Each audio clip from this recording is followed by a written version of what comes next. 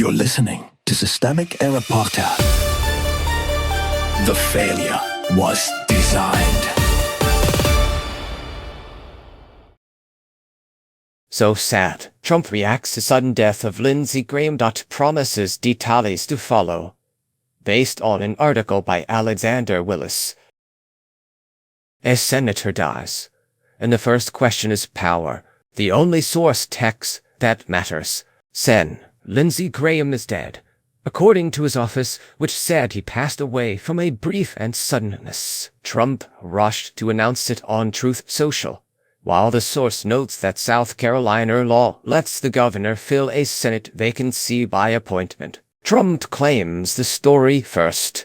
Trump's post is not a condolence. It is an act of narrative capture. Before the public gets facts, before the family gets privacy, before the office gets clarity, Trump seizes the frame and performs authority in public. That is what political power looks like when it is comfortable with spectacle. It speaks first, loudly and on its own terms. The seat is the real story. A Senate death is never just a personal loss. It is an institutional vacancy. The relevant question is who gets to fill it, under what law, and for how long. The source makes that plain. South Carolina's governor can appoint a replacement. That means the immediate consequence of Graham's death is not mourning alone. It is succession. It is control of a seat. It is the machinery of party power turning on.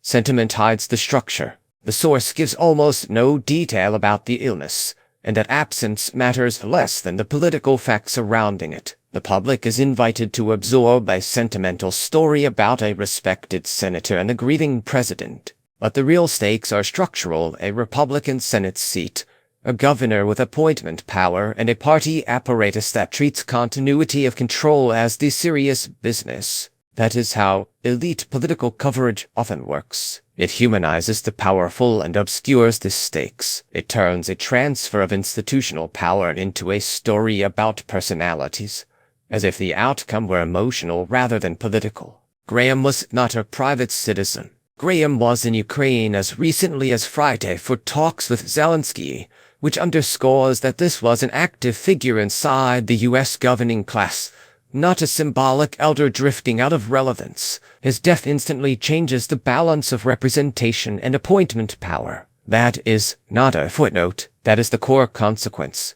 The deeper pattern is familiar. American politics is constantly narrated as if institutions are decorative and office holders are interchangeable personalities. They are not. Seats determine votes, appointments determine leverage, and leverage determines policy. When a senator dies, power does not pause. It moves. The system does what it was built to do. The source unintentionally reveals the real governing principle. Political office is treated as a transferable asset, and succession is managed through law, party control, and immediate message discipline. Trump performs, the governor appoints, the Senate keeps moving, the public gets grief theater, while the machinery of power calmly reallocates itself. That is the system, not sentiment, not ceremony. Power, succession, and control.